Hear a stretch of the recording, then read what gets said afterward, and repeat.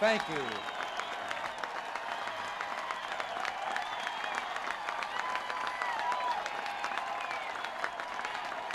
Thank you very much.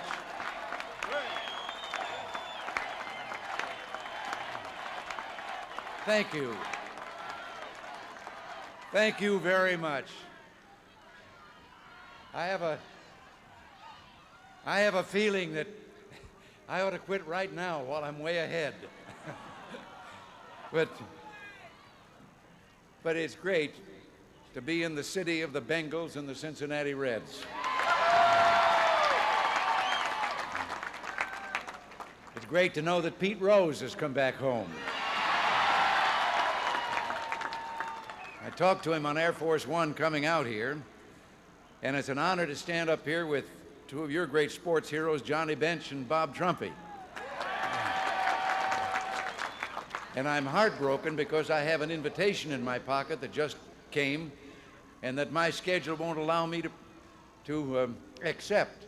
And that was that Bob Howsam invited me to the ball game tonight and said I could broadcast a couple of innings, which I used to do for a living. But I'm afraid the schedule will have me a long way from here. Let me add that we have 5 of America's newest heroes up here, all of them members of America's team at the Olympics.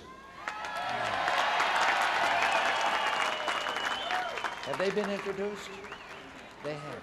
Yes, oh, they tell me you've already met them, because I was going to ask them to stand up so you could say hello to Darrell Pace and Betsy Mitchell and David Wilson and Kim Rodenbaugh and Julie Isferding. It's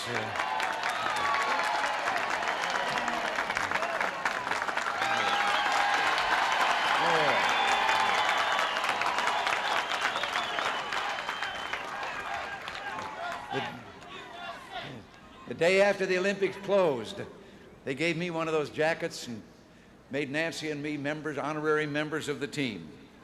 But it's great also to be in a city that has become a symbol of the economic renaissance that's been sweeping our country.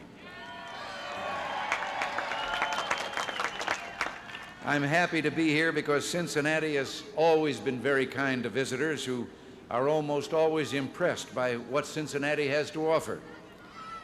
The writer, Stephen Birmingham, came here just a few years ago. He suggested that your city is smooth, understated, efficient, and conservative. I like that last part best.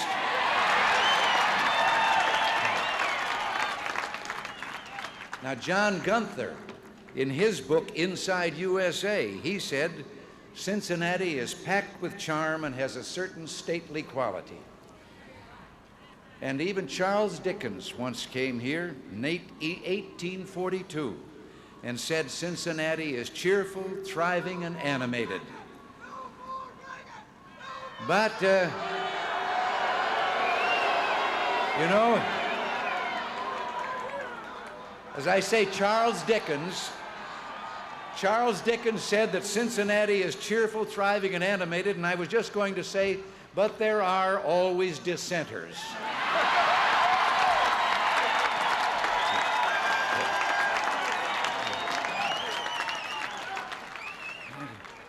Now, one writer said in 1981 that Cincinnati is so disciplined, so straight, is how he put it, that you used to have to cross the river into Kentucky to have a good time.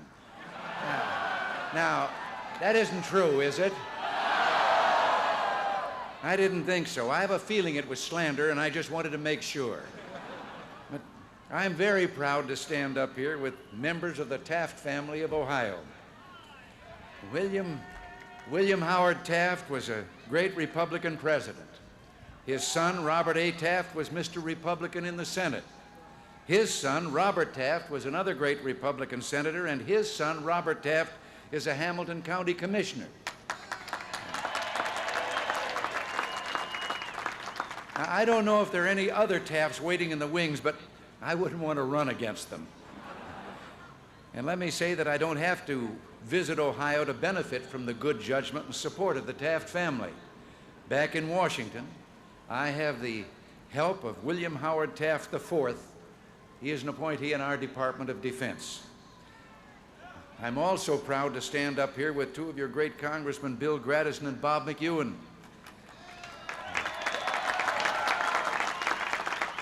They've given us such staunch support in Washington and make sure they continue to be there to give that support.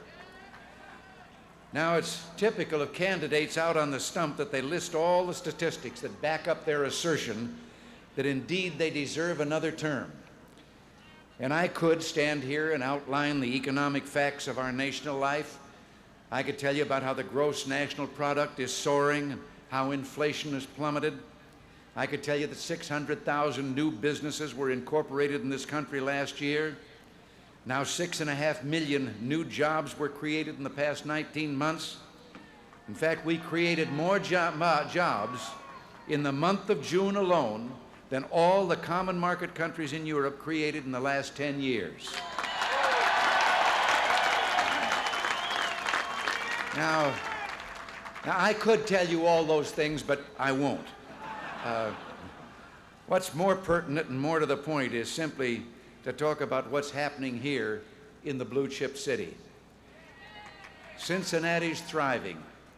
You're not in economic recovery, you're in economic expansion. Just look around. Look around at all this construction, at the gleaming office towers and the shops and the restaurants below. I understand that 67 new businesses have been created here in the Central Business District since 1980.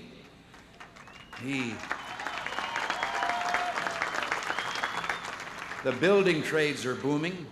In the last 4 years, 16,000 new jobs have been created here, and it's estimated that over the next 4 years, another 7,000 new jobs will be added. You put that all together, and you realize Cincinnati's a modern boom town. And she's not alone. Now, none of this happened by accident. None of it happened by chance. It took hard, concerted effort by the leaders, the builders, business, and working people of your city. Men like Tom Neese, who started out 15 years ago with $600 in what he called an impossible dream. He was a worker at IBM. His field was computers, but he loved Cincinnati and he wanted to stay here. So he started his own company, Syncom Systems, and it has grown by leaps and bounds. In 1980, it had 637 employees. It now has 1,350. 4 years ago, it had sales of $36 million a year. Now its sales are $95 million a year. 4 years ago, its return on investment was 6%, and today it's 30%. Now, Tom Neese says something very interesting. He says, only in a healthy America can this happen.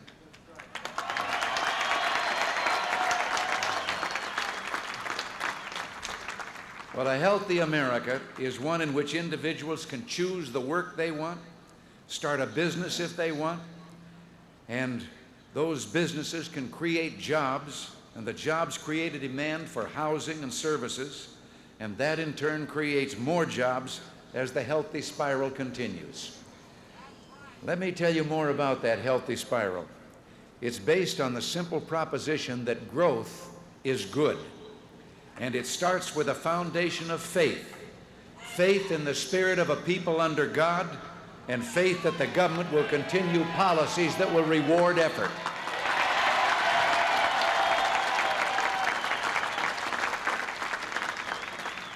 And as for continuing policies that will reward effort, believe me, we will.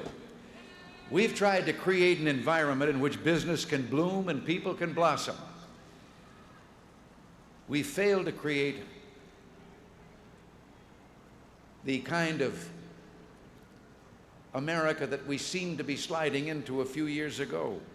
What we've done is simply a people's program. You can call it populism or some other high-sounding phrase, but what it comes down to is creating an environment that will help the people help themselves.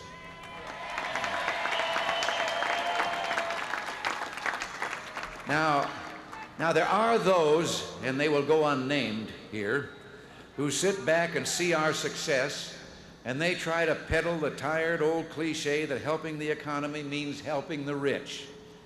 They encourage envy and division and resentment. They deal mostly in falsehood and fiction. But I don't think the American people will buy what they're selling.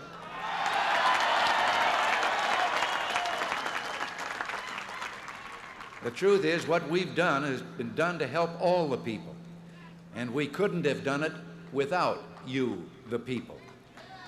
Somehow that truth, that message, always seems to get lost. But when inflation was lowered, it helped all the people. When interest rates were lowered, it helped all the people. When tax rates were cut for every living American in this country, everyone, not just the rich, not just the middle class, not just the poor. When income tax rates were cut across the board, it helped all the people.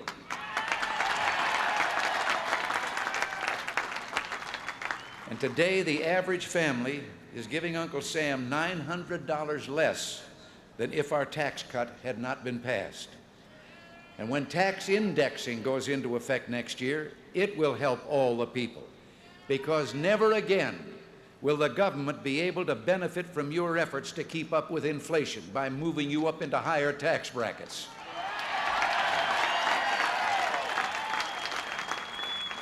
And we ask for no great credit because, in the truest sense, no credit is due to us. We didn't do anything but get government out of the way of the American people. It's your recovery. All we did was remove some of the obstacles so you could make the race. And let me tell you about what else we're going to do to get out of your way. We're going to simplify the tax system, actually make it understandable and clear and fair. And when we do that, your tax rates are going to come down, not go up. Now, that's what we've done, this is what we've achieved, and this is what we mean to do. And the central question of 1984 is, do we want to go back to the old days? Do we want to listen to the falsehood and fiction of the other side? Do we want to retreat?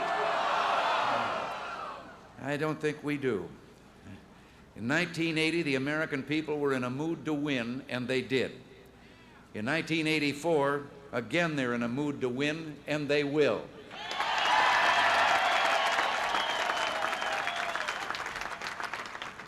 I've been talking about what we did to help the people with the help of the people. But let me tell you what the other side will do to the people. They will, and they've declared it, raise your taxes. They'll put the roadblocks up again. They'll provide the kind of leadership that will make sure we all put on our hair shirts and feel properly despairing and itchy again. The kind of leadership that will stop growth and start talking about the age of limits. Do you remember 4 years ago when they were talking we had to get used to an age of limits? Things couldn't be as good as they were. Well, thank you. The only thing that's limited is their optimism and imagination. Calling for a tax increase was their typical knee-jerk reaction. And believe me, when they're knee-jerks, you get kicked.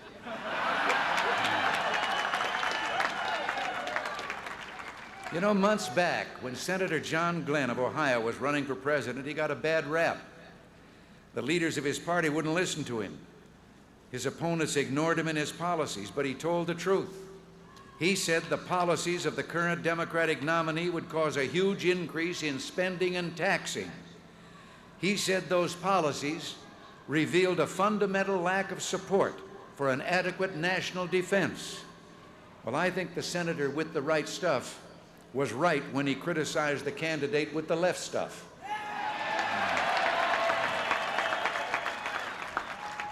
John Glenn is an authentic American hero, and it's too bad the leaders of his party stopped listening. He knows, as you know, that we do not live by material things alone, that the hunger for spiritual values has transcendent importance in the life of man on earth. All we need to believe in, we all need to believe in things that are bigger than us, to believe in the importance of religion and the central importance of the family, to believe there is a God to be worshiped and ideals to be honored.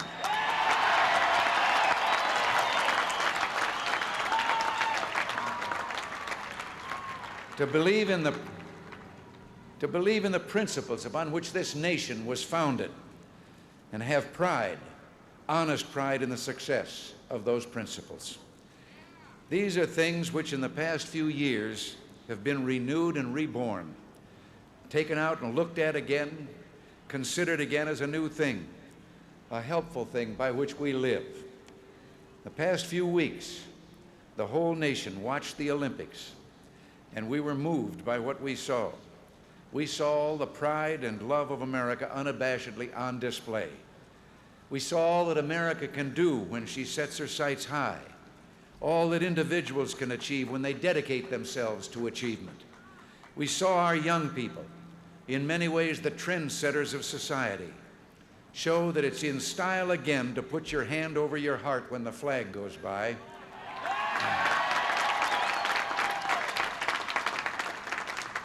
And it's in style again to sing the words of the national anthem.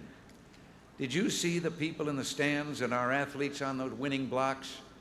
Did you see how they held those hard high notes when they came to that part about the land of the free and the home of the brave? They held those notes. They were proud, and we were proud of them too. It happens that you might have suspected I'm involved these days in a race, and I have no hesitation about setting my candidacy before you, the working men and women of America. That's why I'm here. That's why I came here, to put my case before you as I make my way to the convention of our party in Dallas.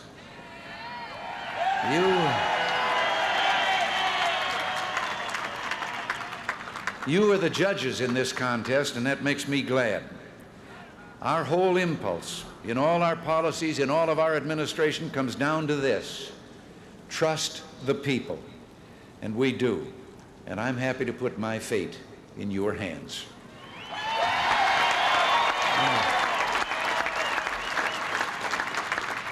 I thank you. I thank you for coming here to see us, and thank you for listening to this speech.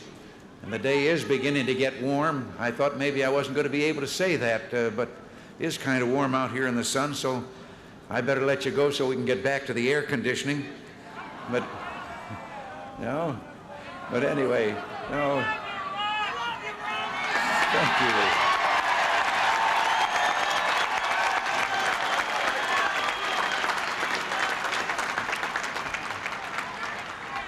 Thank you, and I love you, and God bless all of you.